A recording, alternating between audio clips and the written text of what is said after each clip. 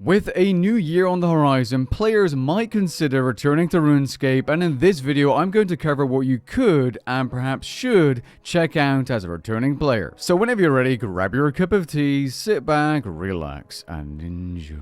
Now, the one thing you probably shouldn't do as a returning player is visit the RuneScape 3 subreddit. What is, however, worth checking out is the amount of fantastic player versus monster content added in recent years. For the casuals watching this video, you'll likely enjoy taking on the Rex Matriarchs, which are 3 bosses that are similar to Dagnov Kings, except a little bit tougher. Alternatively, you might enjoy grinding some new Slayer tasks, including Node-on creatures dropping cannon upgrades, new Abyssal Demon variants dropping a melee helmet and tier 92 melee weapon, or perhaps the most recent Undead creatures, which drop the greater Sonic Wave magic ability called Risen Ghosts and Armored Phantoms. Please do take your time to prepare though, as these Slayer creatures can give you a good run for your money. Players that feel like they aren't all that rusty and would like to seek a challenge can attempt to take on some of the older God Wars dungeon bosses. Karapak may hit like a truck, but his fight is well worth it due to his varied rare drops such as an ability codex, god book, and even tier 95 staff pieces in hard mode. The Archglacier, part of the Glacier front, is a boss in which you decide how difficult the fight is, as you can turn on and off mechanics as you place in normal mode, or alternatively go up the enrage and streak for better loot in hard mode. Tozgalzuk is a wave-based boss similar to the Fight Kiln, where your ability to manage your supplies is key to getting to the final fight with Zuck himself. Players that find success in this boss can get lucky and make a lot of money from expensive drops such as the Magma Tempest ability or Scripture of Fall. Finally, we have Croesus, which is RuneScape's first true skilling boss. The boss itself isn't really all that challenging, especially considering how good the rewards are, but finding a team of other players to do this boss with, well, that can be quite difficult. Consider using the Croesus FC French chat to find a group. If you're feeling extra confident after those Elder God Wars bosses, perhaps try some of the really tough bosses added in recent years, including Raksha, aka Angry Barney, Zamorak, part of the 4th Elite Dungeon. Yes, you're able to fight a literal god, and it's one of the most rewarding bosses to learn. And most recently, Vorkav and Zemrigal. If you're interested in fighting any of these bosses, I do have guides for each of them, which I will link below. Now, the odds of you not having heard of this area yet are slim, but in case you haven't, you definitely want to be PVMing through the Wars Retreat, better known as the PVM Hub.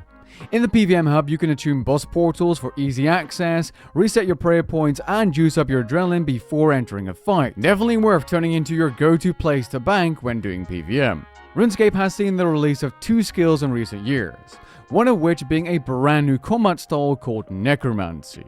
And what better way to explore that new PVM content than with RuneScape's newest combat style? Necromancy is a really great way to get back into RuneScape due to its simplistic upgrade path, lower skill floor, and, relative to other combat styles, extremely cheap gear. Not only that, but on your way to obtaining cheap high-level gear, you'll also get to experience older, perhaps familiar content, which will enhance your combat abilities and, in turn, will make you feel far more confident when bossing. And yes, I absolutely believe that confidence is a limiting factor and something that holds players back from trying harder PVM content. Necromancy is by far the strongest combat style in the current meta and even has some serious defensive capabilities. Additionally, while progressing through the skill, you'll encounter 2 new Necromancy-only bosses called Hermord and Raziel. There really is no reason not to try out this fantastic skill. While I'm not much of a quester myself, RuneScape has released a decent amount of quests over the year. Most recently, this includes the Fort for Free quest series, in which you slowly quest and then build up your very own fort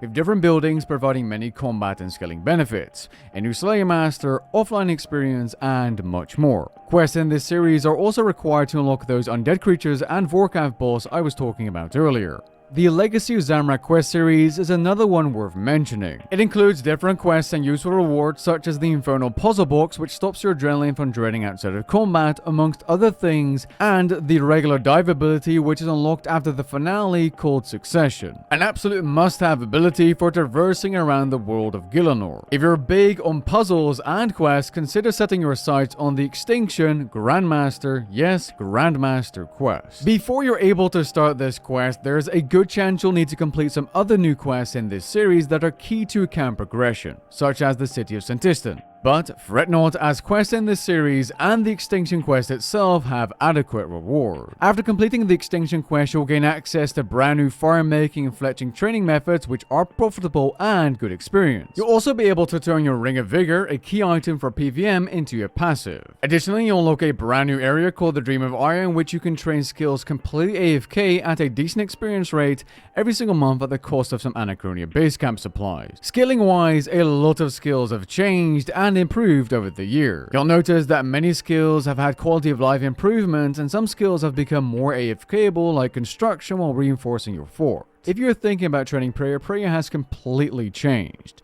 You now train prayer by popping a powder of burials and just burying bones with your action bar as if you're using an altar, because you're getting the exact same experience. This method is simply so much faster. Now, those powders are made from a hunter method that was added when the duel arena was replaced with Het's Oasis, also an area you might want to check out. If you're looking for some of the most interesting skilling content though, you should absolutely give Archaeology, a skill released in 2020, a try. It's the most expansive skill to date and is far from a waste of time to train due to you unlocking powerful relic powers for both skilling and combat. The biggest tip I can give you before doing anything after returning to the game though is familiarizing yourself and building yourself a decent interface if you haven't already. You can do this in less than 5 minutes by following along a guide of mine, which I'll leave in the description below. As a final tip, don't forget to take it slow and enjoy your next skill or adventure. Catch you guys in the next one. Peace.